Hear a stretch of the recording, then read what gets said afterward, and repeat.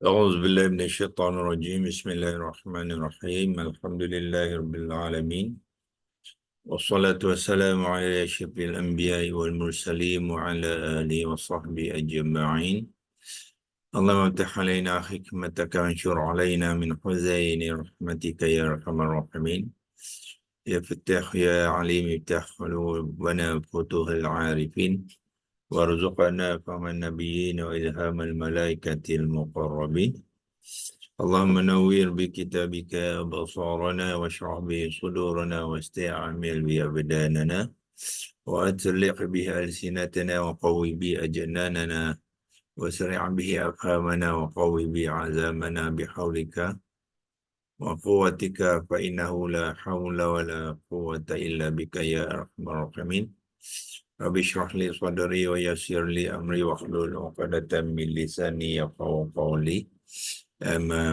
Pertamanya kita mengucapkan kesyukuran kepada Allah SWT yang masih lagi mengizinkan kita dan mengaturkan kita agar kita dapat meneruskan usaha kita untuk memahami kalamullah iaitu bahasa Al-Quran agar dengan kefahaman itu kita akan dapat merapatkan diri kita lebih lagi dengan Al-Quran dan mengenal Allah serta patuh dan sentiasa menyahut saranan-saranan ataupun suruhan-suruhan Allah kepada kita dan pada masa yang sama kita tidak melakukan apa yang Allah larang kita melalui ayat-ayat Al-Quran. So sangatlah penting untuk kita mengenal kalimah, memahami ayat-ayat itu supaya kita tidak terjatuh di dalam golongan orang-orang yang mengingkari Allah. Ya, kerana Allah lalu berpesan kepada kita, Allah tu Maha Pengampun lagi Maha Penyayang kepada mereka-mereka yang mahu mengambil Allah tu sebagai Rabb dia, Tuhan dia. Tetapi kalau kita ingkar kepada Allah, ya, Allah tu Maha dahsyat dia punya azab dia, ya. Orang yang ingkar kepada Allah, Allah akan mengazabnya, ya. Tetapi Allah juga berpesan yang Allah tu Maha Pengampun lagi Maha Penyayang.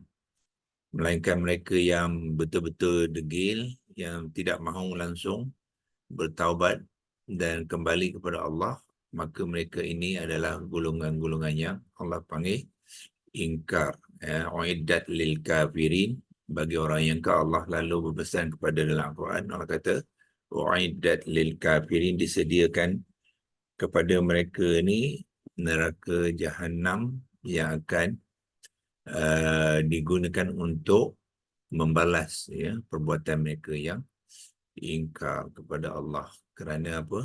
Kerana memang kalau diingkar tu maknanya dia seorang yang sangat tidak berterima kasih kepada Allah, yang tidak bersyukur, tidak berterima kasih, yang memang orang yang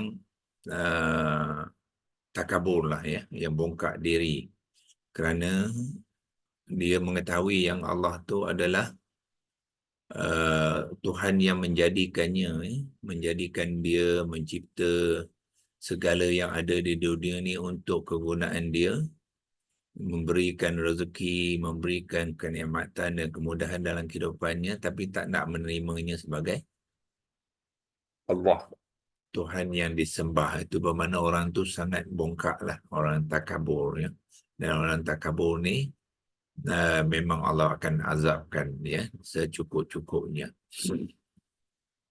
Walau macam mana pun Allah sentiasa beri peluang kepada kita, walaupun kita takabur tapi kita boleh lagi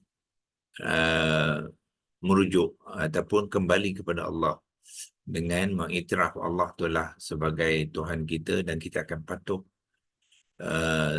dalam setiap aspek. Itu yang dimaksudkan dengan agama Islam. Islam tu daripada perkataan salima, sim lam mim, ya, membawa kata dasar salimah. Salimah ni bermakna kita tunduk dan patuh kepada Allah dalam setiap perkara. Itu maknanya salimah. Jadi Bukannya kita ambil sebahagian lain kita tolak, ya, ambil sembahyang, puasa, zakat, apa ni, berpuasa, naik haji dan sebagainya, tapi yang lain tu kita tolak.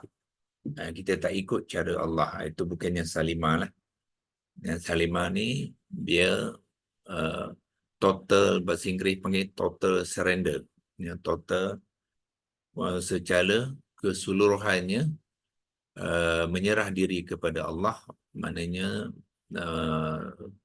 dalam setiap sesuatu tu dia akan mengikut perintah Allah, cara Allah. Bukan cara diri, bukan cara hawa nafsu dia, bukan cara-cara kawan dia, bukan cara-cara keluarga dia, bukan cara-cara orang lain, termasuk orang-orang kafir, ya. Kadang-kadang kita tidak sedar dalam kehidupan kita ni kita banyak mengikut cara-cara orang kafir, orang yang tidak beriman. Ya, agenda-agenda mereka kita ikut. Tetapi agenda-agenda Al-Quran yang agenda Allah kita tidak faham dan kita tidak mengikuti. So inilah yang perlu kita perbaiki, ya, selama Allah masih berikan kita umur, ya, untuk kita berfikir, untuk kita memperbaiki keadaan kita, ya, insya-Allah. Kita mintakan Allah akan sentiasa membantu kita dan memelihara kita, ya, daripada kesesatan, ya. Jangan kita sampai nanti tersesat, kita tidak sempat bertaubat dan kembali, ya, kepada Allah. So, kita teruskan perkongsian kita pagi ini dengan menyambung ayat ke-9, ya, ayat ke-19 surah Al-Baqarah yang bermula dengan au, ya. Malam kita telah menerangkan sedikit pembentukan ayat itu dan melihat apakah peranan-peranan kalimah di dalam ayat itu secara imbasan lah, cara overview kata, ya, cara kasar dulu, ya. Dan hari ini kita akan mulakan dengan melihat kalimah-kalimah supaya kita biasa dengan kalimah-kalimah Al-Quran. Yang pertama sekali kita tengok kalimah yang pertama ialah au, ya, au yang dihija dengan hamzah qata' berkaki alif yang berbaris atas dan diikuti dengan waw yang bertanda sukun, ya. Waw bertanda sukun kita panggil dia waw sakinah, ya. Huruf alif, huruf hamzah qata' yang berkaki alif berbaris atas kita panggil hamzah qata' fathah. Itu cara menyebutnya dalam bahasa Arab, ya. Dalam bahasa Melayu pun tak mengapa, ya. Hamzah qata' berbaris atas, waw yang bertanda sukun, ya. Jangan sebut waw mati, ya. Biasanya orang Melayu dia kata waw mati.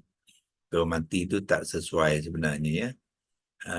Dia bukannya mati, ya. So kita kata dia waw bertanda sukun, ya. Cuba kita lihat au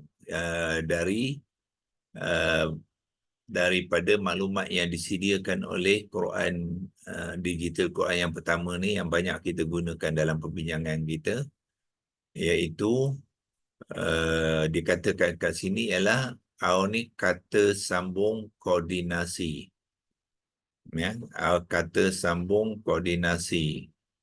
Kata sambung ni dalam bahasa Inggeris biasanya dikata conjunction lah, ya, conjunction. So koordinasi itu ialah coordinating. Jadi kalau bahasa Inggeris dia kita panggil coordinating conjunction. Apa maksud dia? Dia menyambung dan menyelaras, ya. Menyambung dan menyelaras. Tapi sebelum ni kita dah banyak berjumpa dengan kalimah yang lain. Kalau kita lihat ayat ke 18 sebelum ni ada tidak? Tak ada, ya. Ayat ke-17 sebagai contoh, kita jumpa dengan kalimah waw, ya, wa tarakahum. Waw, cuba kita lihat waw, apa bezakan au dengan waw, ya.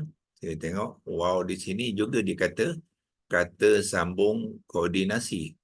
Jadi maknanya dari segi terminologi, dari segi apa pengenalan uh, nama yang sama ya, sebab dia dalam kumpulan yang sama. Wow juga dipanggilkan kata sambung koordinasi, iaitu coordinating conjunction bahasa Inggeris dia ya. Jadi digital Al-Quran ni memperkenalkan kita wow ataupun auto adalah dalam pengenalan yang sama, tapi kita kena faham walaupun dia dari terminologi bahasa Melayu dia sama dan bahasa Inggeris dia sama, kata sambung koordinasi conjunction, coordinating conjunction, tetapi dalam bahasa Arab dia berbeza. Sebab dia fungsi dia berbeza. Cuba kita lihat apakah beza au dengan wow ya. Au dengan wow, so kita kembali kepada ayat tadi, sebab di dalam ayat tu ada juga wow coordinating conjunction ayat 19, di mana sini adalah au, saya tandakan untuk perhatian tuan-tuan. Ya, ini ialah au. Kemudian ada wow. Wow di mana? Di sini wow. Ya, wow berapa kali digunakan? Dua kali ya. Digunakan wow. Kedua-dua wow ni juga dipanggilkan wow sambung koordinasi ataupun wow coordinating conjunction. Tapi kita lihat apakah beza au dengan wow. Okay, kita balik dan kita tekan di sini. Kita cuba lihat dalam konteks ayat yang sama ni, ya. Dan kita tekan untuk di bawah ni, klik untuk selanjutnya, dia akan bawa balik kita kepada ayat ni ya. So bermula sinilah au kasayibin minas sama. So inilah apa so kalau kita tengok au sini adalah kata sambung koordinasi, dan wow kalau tekan sini wow pun kata sambung koordinasi. Kedua-dua wow di sini adalah kata sambung koordinasi, dia kata. Okey, cuba kita lihat. Yang pertama wow, bila kita lihat wow ni, wow kata sambung koordinasi, maknanya dia yang lebih tepat. Kalau untuk wow ni kita bukan kata sambung, yang untuk menterjemahkan dalam bahasa Melayu kita kata kata tambah ya, kata tambah koordinasi. Di mananya dia menambah dan menyelaras. Itu wow. Ya, wow ni pun sama. Dia menambah dan menyelaras. Apa dimaksudkan menambah? Menambah ialah mula dia nak katakan zulumatun. Ya, zulumatun ni kegelapan dalam apa ni, hujan ribut yang sangat lebat tu, yang daripada langit tu ada apa? Ada zulumatun. Ya, ada zulumatun yang pertama. Ya, kemudian nak ditambah kepada zulumatun tu, melengkapkan ayat tu, ditambah satu lagi perkara iaitu wara'dun. Itu dipanggil apa? Menambah. Mana tanpa wara'dun ni tak cukup. Zulumatun tu dalam cerita ni, ayat ni tak cukup, dia tambah. Dan bukan dua perkara saja, ada tiga perkara. Barakun. Itulah, itu dipanggil ni tambahan. Ni tambahan yang pertama, ini tambahan yang kedua. Itu sebab tu digunakan wow. Wow tambahan, kemudian dia selaraskan dengan zulumatun.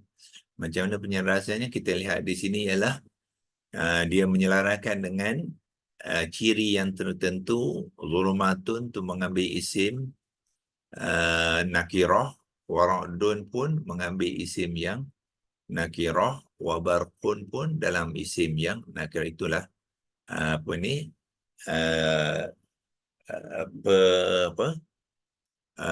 penambahan ya, penambahan dan penyelarasan. Itulah fungsi wow. Sedangkan au sini, kalau kita tengok au ni dia menyambung, dia tidak menambah ya, dia menyambung. Menyambung apa? Menyambung cerita baru. menyambung cerita baru kepada cerita yang sebelumnya, iaitu ayat yang ke 18, ya, 18. Sedangkan dalam 18 tu konteks dia sedikit berbeza dengan ayat yang ke 19, ya. Kalau kita tengok dalam ayat ke 18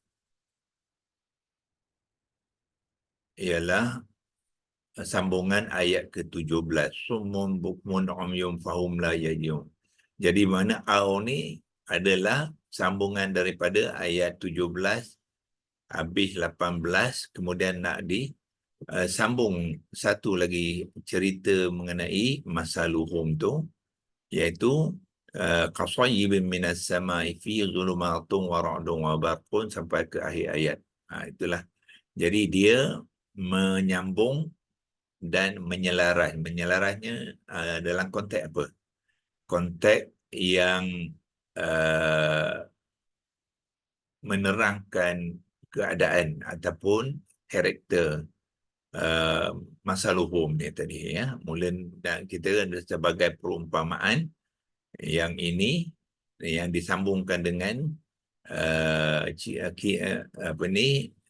sifat ataupun khabar kepada mereka tu tadi di ayat 18. Kemudian Allah nak menambah lagi satu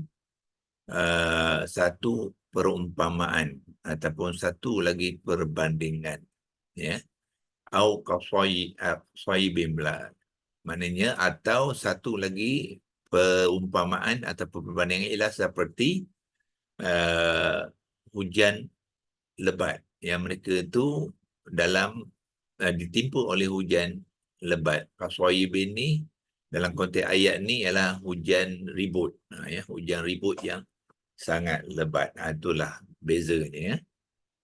Kalau kita atifah, kita akan tengok maktuf dia, tambahan dia tu spesifik lah, ya, akan mengikut maktuf alaihi. Ini panggilkan maktuf alaihi. Perkara yang ditambah atasnya itu sama, ya. Kita akan lihat sini nakirah, sini nakirah, tapi untuk au, ya, kita akan lihat dia tidak ada ciri-ciri maktuf tu, penambahan tu sama dalam ciri-ciri yang ditambahnya, tapi dia lebih kepada cerita, tambahan cerita, ya, tambahan cerita yang masih lagi berkaitan. Kalau tambahan cerita yang tidak berkaitan tetapi nak menyambung saja cerita, yang tu dipanggilkan harfun istinafiyah. Boleh jadi waw ataupun boleh jadi au dan boleh jadi fa, ya. Ketiga-tiga boleh berperanan sebagai harfun istinafiyah ataupun harfun atifah, ataupun kalau secara amnya atifah dan istinafiyah ni kita panggil dia ataf, ya. Ataf makna menyambung. Bila dia spesifik, dia boleh berperanan sebagai atifah ataupun istinafiyah, ya. Cuba kita lihat bantuan daripada Quran.com pula, ya. Ini saya telah buka Quran.com ni untuk tuan-tuan juga familiarkan, ya, yang boleh membantu kita. So tuan-tuan tengok ni, jadi dalam bahasa Arabnya dia dipanggilkan coordinating conjunction. Ini bahasa Inggeris dia, dan Arabnya dipanggil harfun ataf. Ataf ni sebenarnya atafun. Ain bari atas, ta yang sukun, fa dhammatain, ya. Harfun atafun. Kita panggil dia ataf, sebutkan dia ataf. Sebab dua-dua tu sukun, ya. Senang untuk kita menyebutkan ataf. Orang Melayu lah panggil ataf, ya. Orang Arab tak panggil ataf. Orang Arab panggil ataf. Dua-dua tu disukun, ataf. Dua-dua, ya. Tapi Melayu susah nak sebut sukun dua-dua. Dia bunyi dia ataf, dia kata. Bila dia ngeja pun ataf juga. Ya, itu dipanggilkan au. Maknanya dia menyambung dan menyelaras. Tetapi waw yang tadi, kita lihat waw mana, dia wara'dun, ya. Dia pun conjunction juga. menyambung dan menyelaras, ya. Tetapi fungsi waw sini dia nak lebih tepat ialah menambah dan menyelaras. Dia adalah tambahan kepada zulumatun, wa barqun adalah tambahan kepada wa ra'dun. So bila dalam konteks itu dia akan dinamakan waw atifah. Begitu juga waw sini, ya, dia gunakan waw atifah. Itu cara kita nak mengenal. Bila kita menerangkan kalimah nanti, kita gunakan harfun ataf. Sedangkan bila waw yang ini kita akan gunakan dia harfun atifah ataupun waw atifah. Ya, dua-dua ni. Okey, itu sebagai permulaan kita untuk mengenal kalimah-kalimah, ya, di dalam Al-Quran, iaitu waw. Okey, dan yang kedua ialah kausayibin. Kausayibin ialah ya. Boleh tak saya sebab yang au dengan waw ni, saya punya pemahaman, au ni waw ataf, maksudnya dia tidak dia menyambung cerita sahaja, dia tidak menyelaras.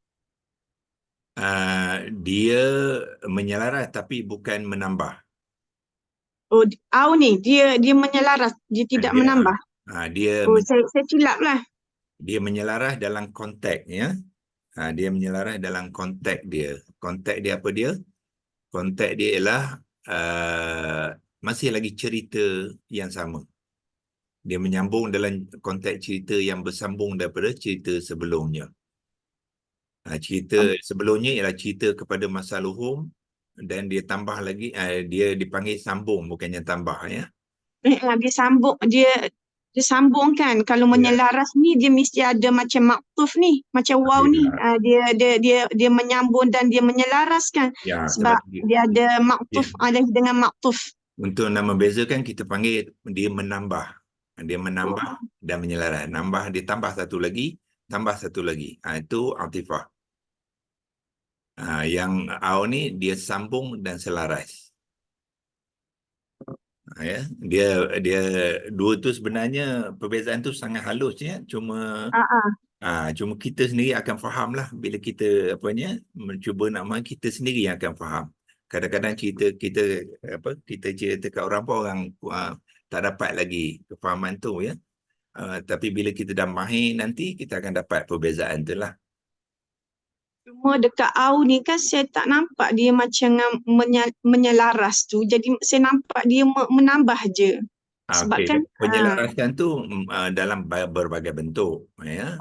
Berbagai bentuk, bukannya sama dengan atifah. Atifah dia menyelaras dalam mengambil nakirah lah. Nakirah. Sebab tu kita senang untuk kita melihat dia dalam bentuk tu, kan. Tapi au ni dia menyambung menyelaras apa? Menyelaras ialah ini masih lagi cerita ni. Misalan itu penyelarasan dia. Maksudnya dia menyelaras dari segi cerita lah, bukan i'rab, kedudukan baris ni. Yes. Dia menceritakan dalam konteks ini satu lagi perumpamaan. Yang tadi pun perumpamaan, kan. Ini perumpamaan, yang ni pun perumpamaan juga. Disambung satu lagi perumpamaan. Ya. Maknanya dia tak perlu ambil dua-dua lah untuk melengkapkan cerita tu. Ambil satu pun dah faham. Sebab itu au. Yang ni kita nak memahami ni dengan mengambil ayat 17-18 dah kenal lah kita. Ya. Dan ambil ayat 19 pun kita akan kenal lah siapa masa luhum tu. Mana kita boleh pilih. Itu pilihan lah au ni. Kita ambil satu pun boleh. Yang satu lagi pun boleh. Kalau ambil dua-dua tu lagi boleh lah, ya. Tetapi kalau atifah, dia kalau tak ambil yang dua ni tak lengkap, kan. Kalau zulmatun saja dia tak lengkap. Sebab dia ada penambahan dia tu yang kita nak nak bawa sekali dalam ayat tu, kan. Jadi dia tambahlah. Jadi maknanya keadaan mereka dalam hujan lebat tu bukannya gelap saja. Tak cukup, kan, ya.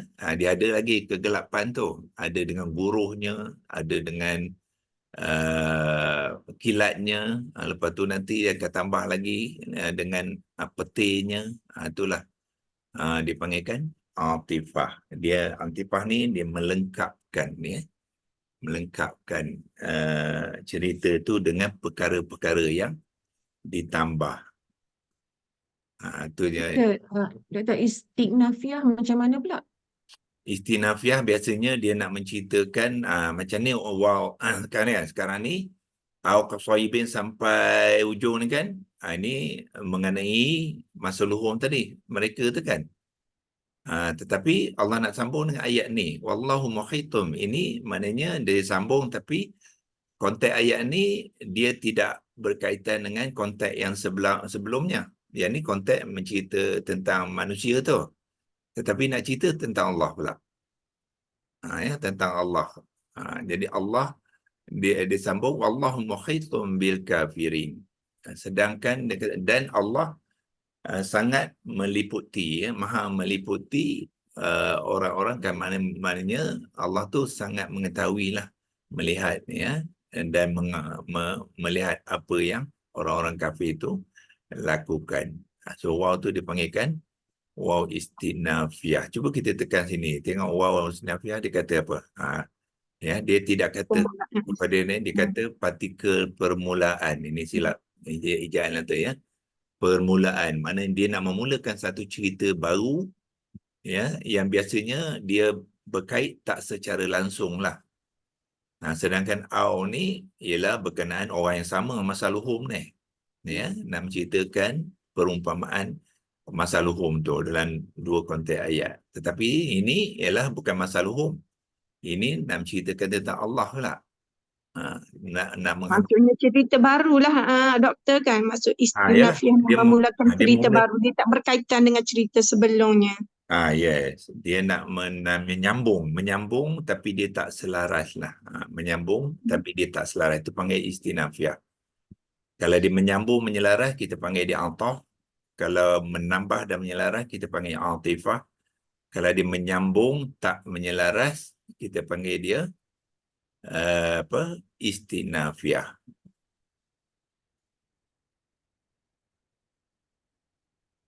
Okey. Doktor, boleh saya tanya satu lagi pasal au ni? Maksudnya adakah pada ayat ni sahaja atau pada ayat lain fungsi dia tu akan jadi sama? Ayat lain pun sama. Dia akan au maknanya pilihan, dia tak tambah. Dia tak tambah untuk melengkapkan, tapi menambah ataupun menyambung untuk pilihan. Pilihan maknanya dia sendiri sudah lengkap. Yang sebelumnya sendiri pun sudah lengkap. Tu. Berbeza dengan atifah. Atifah ni dia menambah tu nak melengkapkan. Kalau tak ada dia, dia tak lengkap ayat tu. Itu dipanggilnya.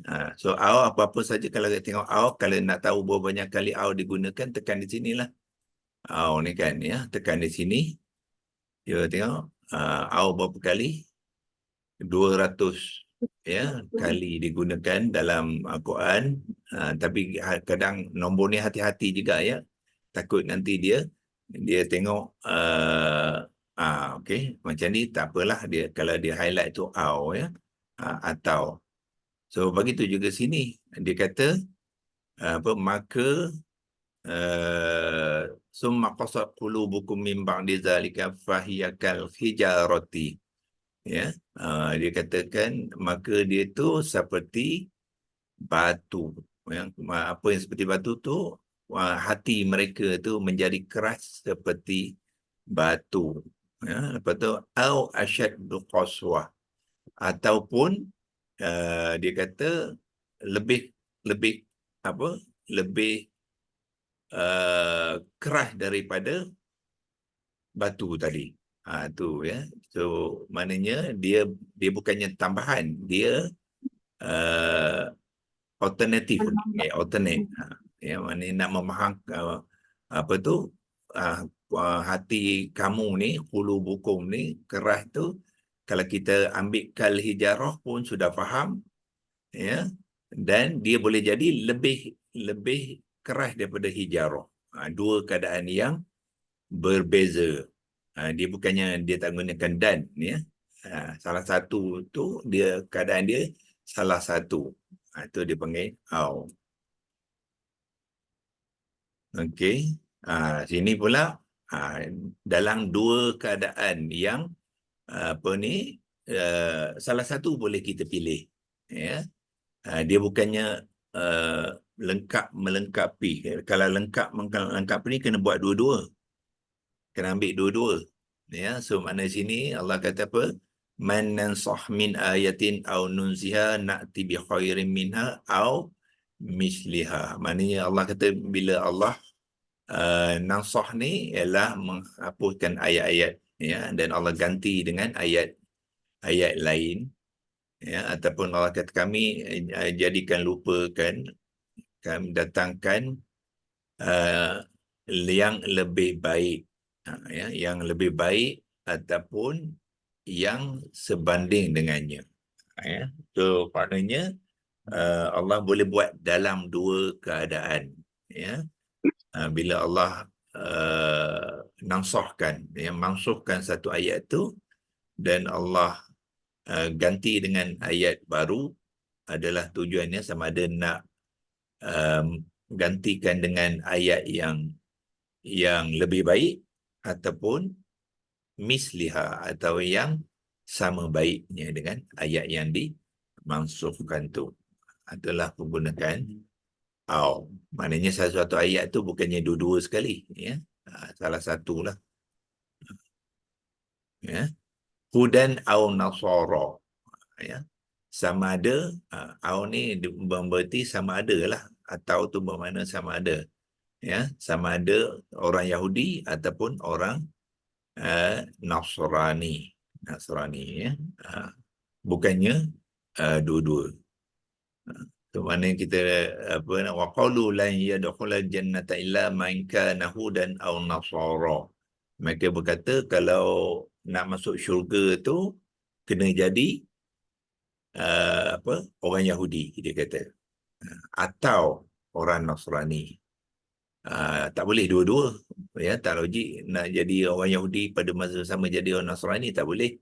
Keadaan dua-dua tu tak akan berlaku lah. Sebab tu dia tak gunakan waw. Kalau waw dia jadi orang Yahudi dan jadi orang Nasrani, ya, tak boleh. So salah satu sajalah. So dia menelaras dalam konteks, tapi dia bukannya menambah, ya. Menambah, itulah. Okey, 7.48, ya.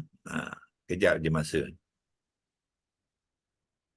Okey, so balik kita cuba lihat kalimah yang kedua, iaitu kasayyibin, ya. Kasayyibin ni kalau kita mulakan dengan ni, dia bermula dengan kaf. Kaf ni digital Al-Quran ni dia kata depan, ya. Tak apa tepat, banyak kali dah kita terangkan, ya. Bila kata depan tu dia sangat-sangat umum, ya. Betul, dia kata depan. Kata depan tu bahasa Inggeris dia prefix, ya, partikel, prefix lah. Tapi yang lebih tepat kita nakkan melihat fungsi dia, ya. Fungsi dia ialah kata sendi, iaitu harfun jar. Tu, ya, bila kita menerangkan, jangan ikut saja kata depan ni, ya. Jadi kita kita specify fungsi dia, iaitu harfun jar. Sebab dia, bila memahami dia sebagai harfun jar, kita akan lihat kesan dia kepada kalimah yang selepasnya. So bila harfun jar, barulah kita faham kenapa sayyibin, ba tu mengambil baris bawah, bermakna sayyibin ni adalah kalimah yang, kalimah isim yang majrur. Jadi bila kita menerang nanti, lebih baik jangan gunakan yang ni lah, kata depan, ya. Kita kata kata sendi. Bahasa Arabnya dipanggil isim harfun jar, ya. Harfun jar, dan yang ni kalau kata benda saja tak cukup, ya. So kita kena specify sekali kesan dia oleh ka ni ialah kata benda yang majrur, ya. Itu. Jadi Doktor, kalau kata sendi tu kan, kalau kita kata dia kata sambung boleh tak? itu umum. Umum. Macam umum. Kata sambung tu makna dia conjunction. Conjunction ya, bahasa Melayu conjunction ialah kata sambung lah. Ya, so masih lagi umum. Sebab kata sambung macam ataf tadi pun kata sambung juga. Hmm. Jadi kena bagi perbezaan dia supaya kita faham konteks dia ya. So lebih tepat kita kata dia ialah kata sendi. So sebab dah kata sendi berfungsi berbeza dengan kata sambung yang lain. Dia akan diikuti dengan kata nama. Mesti diikuti dengan kata nama, dan kata nama tu diikat oleh kata sendi tadi menjadi status yang majrur.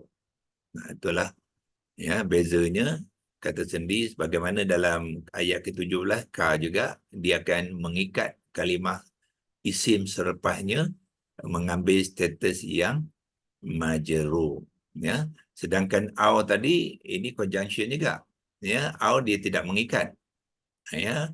Qasayyibin ini bukan majrurnya sini bukan oleh au, majrurnya adalah baka. Jadi au dia tidak dia tidak ada kesan kepada status kalimah ataupun status cerita ya. Dia hanya menyambung cerita ataupun menambung kalimah ya, dan biasanya dia tidak mengikat status ataupun i'rab kalimah tu. Okey. Okey. Itu maksudnya kata sendi ni memang khas untuk harfun jar sahajalah. Kata sendi itu ialah harfun jar.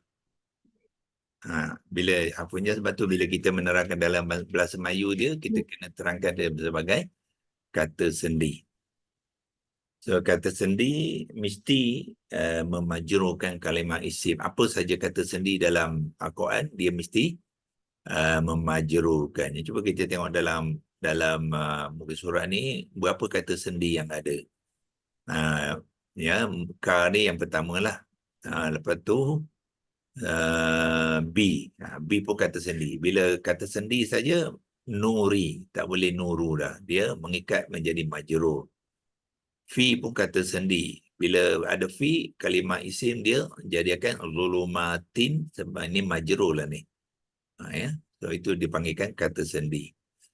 Ya. So dalam Al-Quran ni dia kata depan saja ya. Semua dia kata depan. So jangan ikut dia. Ya. Tak cukup tepat dia punya konteks tu. Lagi ya. Yang pasal kata harfun ni kan, harfun jar ni, sebab harfun jar ni yang kita dah belajar yang lepas ni pada binurihim ni kan, dia tidak berfungsi kan. Maksudnya dari segi makna dia berfungsi pada baris sahaja. Macam mana kita nak mengenal dia tidak? Kalau dia digunakan ke atas objek, kalau digunakan ke atas objek, maka dia hanya berfungsi mengikat, menjadikan kalimah tu majrur saja. Tapi dia tidak memberi kesan kepada makna dia. Ya. So dari aspek mana kita panggil dia B ni ba zaidah, ataupun bahasa Inggeris dia panggil dia supplemental.